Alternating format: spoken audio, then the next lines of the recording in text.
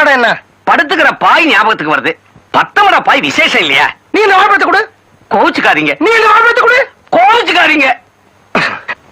பத்தமடன்னா உனக்கு படுத்துக்கிற பாய் ஞாபகம் தான் வருது.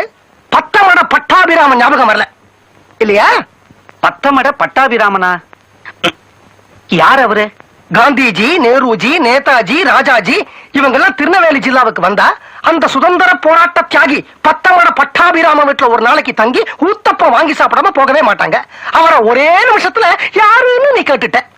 ஐயோ, நீங்க பெரிய பெரிய பேரெல்லாம் சொல்றீங்க, பெரிய பெரிய விஷயம்லாம் சொல்றீங்க.